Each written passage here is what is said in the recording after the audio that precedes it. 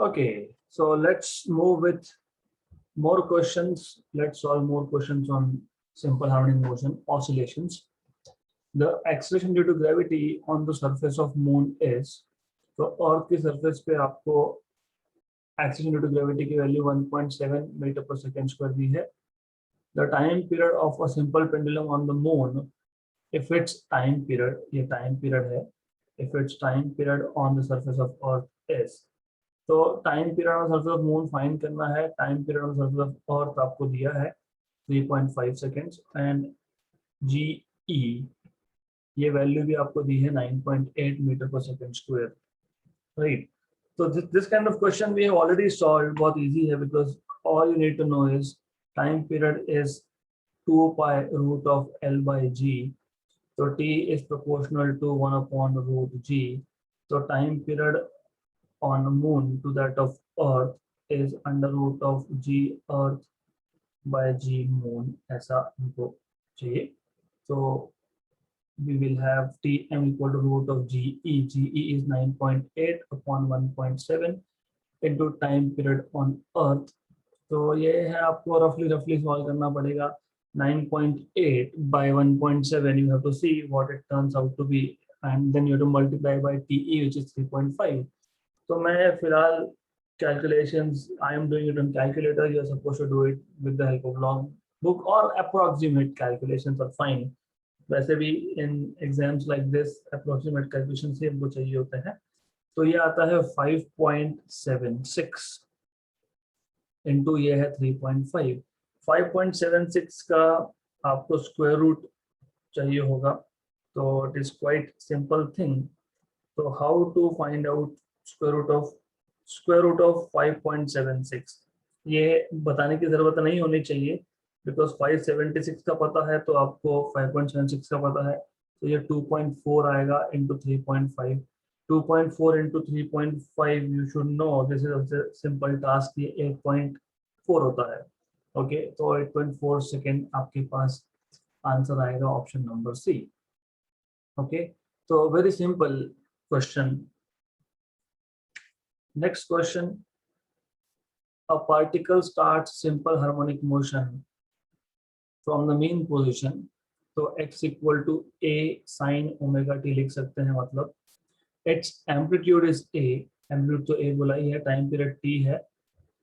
At the time when the speed is equal to half the maximum speed, its displacement y is. ठीक है, displacement को मैंने x से denote किया था. they are denoting it by y, doesn't make any difference. तो basically क्या है कि वेलोसिटी जो है ये vmax by 2 ऐसा बोला है. Okay this is what they are telling you and you already know. मैंने लास्ट लेक्चर में बताया था कि a max v max ये आपको अभी रेडीली पता होना चाहिए. तो a max था आपका a omega square, v max आपका था a ओमेगा बाय 2 क्योंकि ये v max a ओमेगा है तो आपको मिल गया. राइट नाउ अब what we are suppose to do is हमको फाइंड क्या करना है. हमको फाइंड करने के लिए बोला है displacement. Okay good. Then don't we know, हमको ये पता है. क्या पता है हमको? v का इक्वेशन पता है. v was omega under root of a square minus x square या y स्क्वायर. यहाँ पे x को सिर्फ y से डिनोट किया. That's it. a omega by 2 cancel squaring on both sides. a square minus y square equal to a square by 4. तो y square equal to a square minus a square by 4. मतलब y square equal to 3a square by 4. मतलब y equal to under root of 3a by 2. Under root of 3a by 2. Option number C. तो question बहुत simple था. वो आपको जो main question से start किया है ऐसा बताया है तो उसका इक्वेशन की जरूरत नहीं पड़ने वाली. I just wrote it just for kind of revision की आपको याद होना चाहिए. ओके एंड देन आपको बताया है कि v equal to v max by 2 है.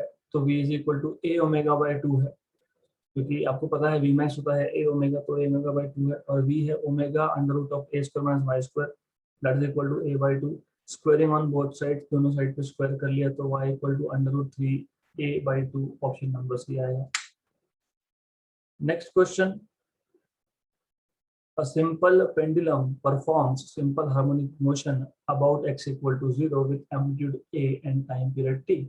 Speed of the pendulum at x equal to a by 2 will be. तो एक्सट्रीमली सिंपल क्वेश्चन है. स्पीड मतलब ओमेगा होता है, under root of A square minus x square होता है. Okay, तो omega is 2 pi by time period as you know already. Okay, under root of A square minus x square, x is a by 2 square, that is equal to 2 pi by t under root of a square minus a square by 4. So v equal to 2 pi by t under root of 3a square by 4. तो ये आपको आ जाएगा 2 pi by t under root of 3a by 2. Good, cancel cancel, तो आपके पास आ जाएगा pi a root 3 by t. Pi a root 3 by t, option number A. So again very simple. So this is the level of questions in CET. तो बहुत simple है, और वैसे भी simple harmonic motion actually बहुत simple है. So even in exams like JEE NEET, you don't have much difficult level question because it's quite simple. अगला question. The kinetic energy and potential energy of a particle executing simple harmonic motion will be equal when displacement is. हमने ये question एक दूसरे question solve करते वक्त मैंने करके दिया था. मैंने बताया भी था कि काइनेटिक एनर्जी और पोटेंशियल एनर्जी इक्वल कब होगा. वापस कर लेते हैं. Kinetic energy and potential energy equal. Kinetic energy आपका जो है वो है half m v square. Potential energy होता है half K X square. We आपके पास है ओमेगा, तो omega under root of A square minus x square, okay, equal to half K X square. ये इसका स्क्वायर है बाय द वे. तो half M omega square under root of A square minus x square equal to, अच्छा ये root चले जाएगा यहाँ से because we are squaring it, so root will disappear from here. Anyways, half K is M omega square X square. ये half M omega square half M omega square गया, तो आपके पास आएगा A square minus x square equal to X square. तो 2x square equal to a square, तो x equal to a by root 2. Option number C. सिर्फ मैंने capital A use किया, उन्होंने स्मॉल ए यूज किया. That's the only difference. So this is how you can solve this particular question. Extremely simple question है, right. Next question. ये question मैं next session के लिए रखने वाला हूँ बिकॉज यहाँ पे मुझे थोड़ा थ्योरी बताना है. So that should go in next session, और उसी टाइम पे हम देख लेंगे. Next question, question number 24th. A simple pendulum is executing simple harmonic motion with a time period t. If the length of the pendulum is increased by 21%, देखो मैंने आपको पहले ही बताया था 10% इंक्रीज करना मतलब L2 equal to 1.1 L1. 20% increase करना मतलब L2 equal to 1.2 times of L1. 21% increase करना मतलब L2 is 1.21 times of L1. So simple pendulum is executing simple harmonic motion with a period t. If the length of pendulum is increased by 21%, which means L2 is now 1 plus 21 times L1. The percentage increase in the time period is percentage increase in time period is T2 by T1. T2 minus T1 by T1 into 100. Well, by the way, you already know that T is proportional to root of L. क्योंकि T is equal to 2 pi root of L by G. 2 pi root of L by G. So T is proportional to root of L. Okay, that is good. So now, what you can do is, अगर आपको ये पता है, तो now I will just take this formula from here. इस formula में ही changes करेंगे हम लोग. So what we can do is, मैं इसको लिख सकता हूँ, this is equal to T2 by T1 minus 1 into 100.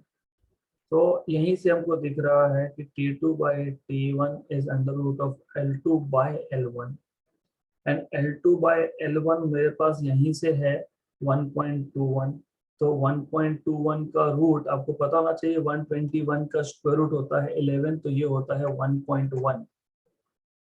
Okay, so this is percentage increase in T, एक परसेंटेज इंक्रीज इन टी जो हम लोग सॉल्व कर रहे थे। So this is equal to, इसको सॉल्व करो तो ये आ गया आपका 1.1 minus 1 into 100, that is 0.1 into 100, that is 10% increase. Option number A. तो question was very very very simple, simple question ही है यहाँ पे। ओके, सो जस्ट 10% इंक्रीज हमको मिल गया, option number A. Next question, तो you see the level is very simple, ये डबल बार आ गया है, कोई बात नहीं। Question number 25, a simple harmonic oscillator has an amplitude A and time period T. The time required by it to travel from x equal to A to A/2 is. Okay, हमारे पास एक simple harmonic oscillator है, मतलब we have a particle which is performing simple harmonic motion. Okay, amplitude A है और time period T है। Question में बोला है the time required for the particle to travel from x equal to A to x equal to A/2। मतलब आपको सबसे पहले यहाँ पे ये समझना एसेंशियल था, particle is starting its motion from extreme position, x equal to A से स्टार्ट कर रहा है ना, मतलब एक्सट्रीम से स्टार्ट कर रहा है, एम्पलीट्यूड से स्टार्ट कर रहा है। तो आप लिखोगे x equal to A cos of omega t because the particle is starting from mean। और आपको पूछा है कि x इक्वल टू A से x इक्वल टू A/2 मतलब C पॉइंट तक पहुंचने के लिए कितना टाइम लगेगा, right. So as I told you that यहाँ पे x equal to A cos omega t क्यों लिखा है, क्योंकि the particle is starting from its extreme position. और डिस्टेंस कितना ट्रैवल करेगा यहाँ से यहाँ तक आने में, A/2, क्योंकि यहाँ पे टोटल डिस्टेंस जो है this is A, C point मतलब A/2 है, तो डिस्टेंस ये भी A/2 ही होगा। तो x equal to A/2 substitute करेंगे, A cos of omega, omega is 2 pi by time period t into small t, A cancel, half equal to cos of 2 pi by capital T into small t। अभी cos की value half कब होती है, 60 degrees पे होती है, मतलब π/3 पे होती है, इसलिए आप लिखोगे, ठीक है एक स्टेप बढ़ा देता हूँ, I will write cos of π/3 equal to cos of 2 pi capital T into small t।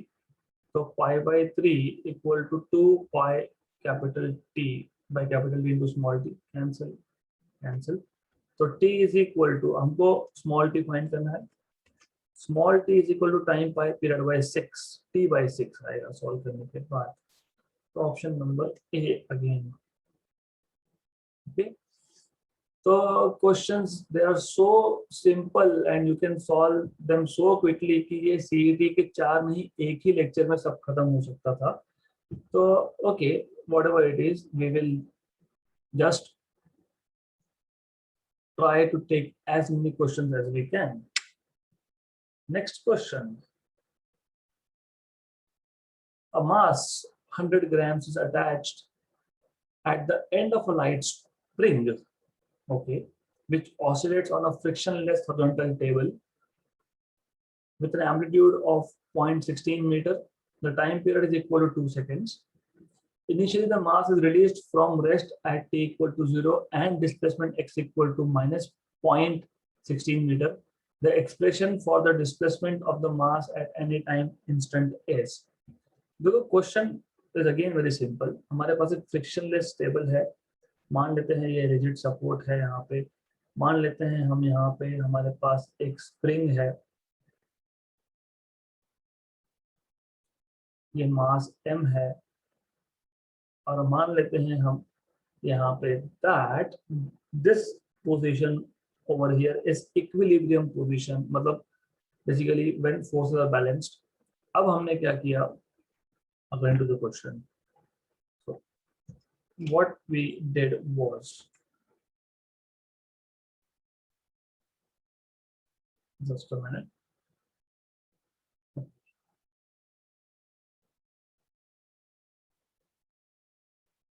now what we are doing is assuming that the spring is compressed, क्योंकि वो क्वेश्चन में ही दिया है। क्वेश्चन अगर आप पढ़ोगे, initially the mass is released from rest equal to 0 and displacement x equal to minus 0.16, और आपको ये भी बोला है, तो ये स्प्रिंग कंप्रेस हुआ है ऐसा, तो ये जो है this initial displacement is x equal to minus 0.16 metre initial, और आपको ये भी बोला है कि एम्पलीट्यूड भी 0.16 मीटर है। इसका मतलब ये होता है कि पार्टिकल अपना मोशन जो है वो एक्सट्रीम पोजीशन से स्टार्ट कर रहा है। ये आपका मेन पोजीशन की लाइन थी, this is main position, the line of main position. Particle start कर रहा है ए से, ये है मीन ओ, और ये है राइट एक्सट्रीम यहाँ पे बी। तो पार्टिकल एक्सट्रीम से तो स्टार्ट कर रहा है मोशन, लेकिन लेफ्ट एक्सट्रीम से स्टार्ट कर रहा है। This is what you need to understand. So first thing is since x equal to minus 0.16 meter, which is equal to minus a, therefore particle starts from extreme position, left extreme है, इतना ही है। therefore x equal to a cos of omega t, ये हम use करने वाले हैं। Okay, now हमें पूछा क्या है, हमें पूछा है एक्सप्रेशन। तो how do you write down expression? What is amplitude? Amplitude देखो यहीं पे लिखा है, amplitude x equal to minus 0.16 है। ओके, नाउ थोड़ा सा कंफ्यूजन यहाँ पे क्रिएट होता है, उस कंफ्यूजन को दूर कर दो। पार्टिकल ने स्टार्ट कहाँ से किया? लेफ्ट एक्सट्रीम, इसलिए यहाँ पे मैं माइनस एक्स लिखूंगा, दैट्स इट। इतना ही आपको पता होना चाहिए। तो देयरफॉर आपको मिलेगा x equal to minus A cos of omega, omega is 2 pi by T into small T, minus A की वैल्यू थी 0.16 cos of 2 pi, time period के बारे में कुछ बताया है हमको, 2 बोला है, 2 कैंसिल, तो x equal to minus 0.16 cos of pi T, ये हमारे पास आ गया equation of displacement, option number B. Okay, good. So simple questions है, nothing really difficult. Next question, a body of mass 5 gram, हमारे पास एक 5 ग्राम का बॉडी है which is executing simple harmonic motion about a point with amplitude 10 centimetre. तो मास आपको दिया है 5 ग्राम, एम्पलीट्यूड आपको दिया है 10 centimetre, its maximum velocity is 100 centimetre पर सेकेंड, मतलब Vmax आपको बताया है which is a omega, that is 100 centimeter per second. Its velocity will be 50 at a distance. So v is equal to 50, which is a omega by 2. Okay, कौन सा distance पे होगा? तो सिंपल है, हमको दिया क्या है, हमको बोला है v equal to v max by 2, ऐसा दिया है हमको बेसिकली। Okay, good. v 50, हाँ, और v max a omega that is 100 by 2। तो इसको सॉल्व कैसे करेंगे अब? What you are supposed to find is 50 centimetre पर सेकेंड, ये स्पीड कब होगा ऐसा आपको पूछा है। Okay, good, right. तो ए आपको दिया है, you have been given a amplitude, तो यहां से आपको ओमेगा मिल जाएगा क्योंकि आपके पास ए ओमेगा 100 है और ए 10 है, तो ओमेगा 100/a मतलब 100/10 मतलब 10 मिल जाएगा आपको ओमेगा की वैल्यू। ओके, सो ओमेगा की वैल्यू आपको 10 मिल जाएगी। What they are asking you कि जब वेलोसिटी 50 है तो डिस्टेंस कितना है। तो do you remember v equal to omega under root of A square minus x square ऐसा है, और v की वैल्यू 50 है, ओमेगा की वैल्यू 10 है, under root of a is 10 minus x square, that's it. ये सॉल्व करना है, 1 जा 5 जा, फिर स्क्वायर कर लेंगे तो 25 इक्वल टू 10 स्क्वायर, रूट तो चले जाएगा after squaring, root will be gone, 10 square 100 minus x square, तो एक्स स्क्वायर इज 100 माइनस 25 मतलब एक्स स्क्वायर इज 75 मतलब x is under root of 75 मतलब x is 25 into 3 मतलब x is 5 root 3, option number C. Okay good. या फिर अगर आपको इतना लंबा चौड़ा सॉल्यूशन नहीं करना है तो लेट मी गो बैक, हमने अभी अभी आज एक क्वेश्चन किया था। ओके, उस क्वेश्चन में if I am not wrong velocity half कब होती है, ऐसा एक क्वेश्चन आज या पहले आया होगा यहाँ पे है। ओके, कौन से डिस्टेंस में वेलोसिटी हाफ हो रही है मैक्सिमम के, √3a/2 पे। ओके, √3a/2 ये इंपॉर्टेंट है। सो मेथड 2, ये आपने मेथड 1 सॉल्व किया,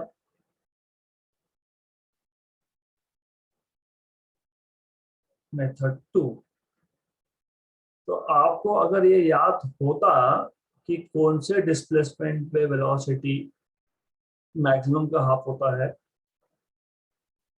तो इतना ज्यादा डिटेल करने की जरूरत नहीं पड़ती। तो यू वुड हैव सेड हमको पता है कि v is vmax/2 at x या y equal to √3a/2, √3a/2 ही था, मैं वापस कंफर्म करवा देता हूँ आपको, √3a/2। ओके गुड, तो अगर ये याद होता तो directly x equal to √3, a is 10/2 मतलब 5√3 सेंटीमीटर, ऑप्शन नंबर सी आ गया आपका। Okay good, then right, so questions are really simple and we can do them really fast. All right, so next question, two particles execute simple harmonic motion of same amplitude and frequency along the same straight line, they pass one another when going in opposite direction, so they are crossing each other. Okay, each time their displacement is half of their amplitude, the phase difference between them is, मतलब ये cross कब कब होंगे, जब जब उनका displacement half the amplitude होगा, मतलब x इक्वल टू a/2 पे वो क्रॉस होंगे, ऐसा आपको बोला है।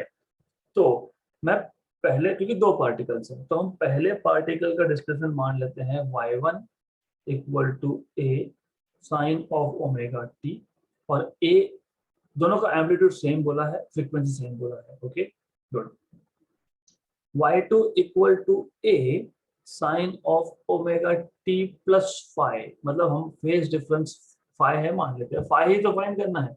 अगर आप बोलोगे दोनों में फेज डिफरेंस ही नहीं है तो फिर फाइंड क्या करोगे, तो फेज डिफरेंस फाइंड करना है, तो सेकेंड इक्वेशन में +5 करके चलना। Okay, then in the first case हमको क्या बोला है कि कब होगा ये, जब डिस्प्लेसमेंट, अभी x से डिनोट करो या y से डिनोट करो, doesn't make any difference, if you're comfortable with x I will write x, no issues at all. okay, तो उन्होंने बोला है कि जब जब एम्पलीट्यूड हाफ होगा तब तब वो x को क्रॉस करेंगे, तो मैं x1 की जगह पे हाफ एम्पलीट्यूड लिखूंगा, ये साइन ओमेगा t। गुड, तो ये कैंसिल कैंसिल, मतलब मुझे ओमेगा टी की वैल्यू हाफ मिल गई. Omega T is half, right. Omega T half मतलब ओमेगा टी हाफ आपका होता है 60 डिग्रीज पे. तो omega T sign omega T half होता है आपका, if I am not wrong, 30 degrees, है ना. Sign omega T half is 30 degrees, yes, which implies omega T is 30 मतलब π/6. तो आपको यहाँ से cos ओमेगा टी भी मिल जाएगा. फिर cos ओमेगा टी कितना आएगा, cos ऑफ π/6 मतलब कितना आएगा, √3/2. ओके, अब सेकंड केस की बात कर लेते हैं. सेकंड केस मतलब x2 is equal to a sin omega t plus 5. Good. Now if you remember, और यहाँ पे भी आपको a/2 डालना पड़ेगा, क्वेश्चन में ही बोला है ऐसा. क्वेश्चन में अगर आप पढ़ोगे तो जब जब वो एक दूसरे को क्रॉस हुए तब तक उनका डिस्प्लेसमेंट हाफ द एम्पलीट्यूड था, इसलिए लिख रहा हूँ ए. और अगर आपको याद होगा sine of a plus b का formula, sine a cos b plus cos a sine b. अब आपको समझेगा कि मैंने यहाँ पे cos ओमेगा टी और sin ओमेगा टी की वैल्यूज क्यों फाइंड करके रखी है. इसलिए ही रखी थी वो, क्योंकि मुझे अगले एक क्वेश्चन में लगने वाला है. तो I will cancel this out. तो मुझे मिलेगा half equal to sine omega t की वैल्यू कितनी है, half, cos 5, cos omega t की वैल्यू कितनी है, √3/2 sin 5. Okay, good. Now of course आप हाफ हाफ हाफ कैंसिल कर सकते हो. तो आपको मिलेगा 1 equal to cos 5 plus √3 sin 5. मतलब आपको मिलेगा √3 sin 5 equal to 1 minus cos 5.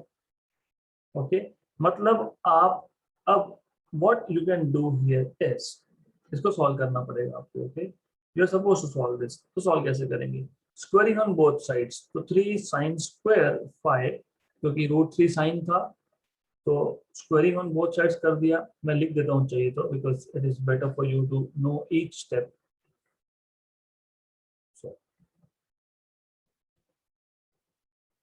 Squaring on both sides.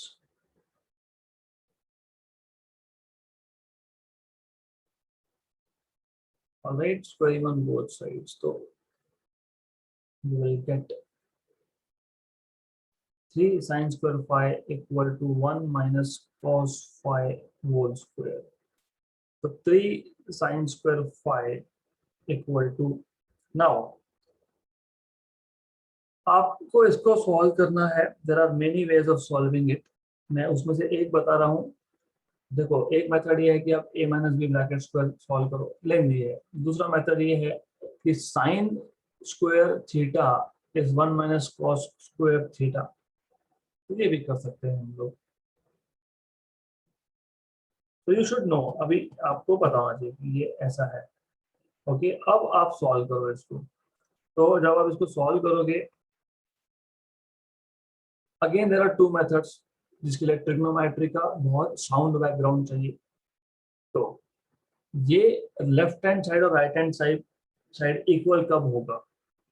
Let me से, अगर मैं cos phi की वैल्यू +1 डालता हूँ, if I put cos phi equal to +1, तो 1 माइनस 1 मतलब 0, 1 माइनस 1 स्क्वायर मतलब 0, तो इक्वल आया, है ना. तो left hand side and right hand side are equal. I can tell you lengthier methods also. मैं आपको बोलूंगा हाँ ये a minus B bracket square को सॉल्व करो, ये करो, but ultimately if you can understand shortcuts तो टाइम आपका बचेगा. तो 3, मैं ऐसा बोलूंगा अब यहाँ पे, LHS is equal to RHS. मतलब 3 into 1 minus cos square phi equal to 1 minus cos phi whole square is true if and only if cos phi की वैल्यू 1 होगी तब. ठीक, गुड. तो by solving you should get cos phi equal to 1. अब cos phi की value equal to 1. Okay, तो in that case you need to solve this again. तो आपको दो कंडीशंस मिलने वाले हैं. ओके, स्क्वायर है ना. See, sometimes what happens is we pay attention only at one value. लेकिन स्क्वायर है, क्वाड्रेटिक इक्वेशन के दो रूट होते हैं. दूसरा रूट कौन सा आएगा, और when cos is -5, डाल के देखो यहाँ पे -5 -½ सो cos of 5 के लिए जो -½ डालोगे आप, so when you substitute cos 5 as -½ तो ये आएगा 3, 1 माइनस -½ का स्क्वायर मतलब 1/4, तो लेफ्ट हैंड साइड आपको मिल रहा है ये 3 × 3/4 तो 9/4। राइट हैंड साइड आप करके देखोगे तो भी आपको वही मिलेगा। तो you have to solve this again, that is home assignment for you. cos phi 1 मतलब phi इक्वल टू 0 और cos phi -½ मतलब phi equal to 120 degree, option number D, क्योंकि 0 तो है नहीं। I will repeat this question for you. देखो दो particles है जो सेम एम्पलीट्यूड सेम फ्रीक्वेंसी के साथ सेम लाइन पे एसएसएम परफॉर्म कर रहे हैं, वो एक दूसरे को तब क्रॉस होंगे जब जब x इक्वल टू ½ होगा और अपोजिट डायरेक्शन में जाते वक्त क्रॉस होंगे। इतना ही पढ़ के ये समझना चाहिए था कि फेज डिफरेंस जो है वो डेफिनेटली 90 डिग्री के ऊपर है। वो कैसे? तो आप लोगों को कंबाइंड एसएचएम रिवाइज करना पड़ेगा उसके लिए। गुड।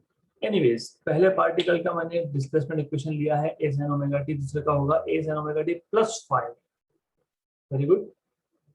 सेकेंड इक्वेशन जब आप सॉल्व करोगे x2 equal to a sin omega t plus 5, तो वहां पे sin of a plus b bracket square लगाना पड़ेगा और x2 तो a/2 है ही, तो हम लोगों को 1/2 equal to sine omega t cos 5 plus cos omega t sin 5 ये इक्वेशन मिलता है। लेकिन साइन ओमेगा टी और cos ओमेगा टी की वैल्यू हम equation number 1 x1 equal to a sin omega t से फाइंड कर चुके हैं, तो वो हमको मिलता है sin ओमेगा टी ½ और cos ओमेगा टी √3/2 को सब्स्टिट्यूट करेंगे। उसके बाद सिंप्लीफाई ही करना है, अल्टीमेटली आपको इक्वेशन सॉल्व करके आपको फाई की वैल्यू निकालनी है। तो those solving of equation I am leaving it on to you, मैं आपके लिए एज असाइनमेंट रख रहा हूँ। तो आपको सिर्फ ये स्टेप्स देखनी है, this much you are suppose to verify by yourself, that's it.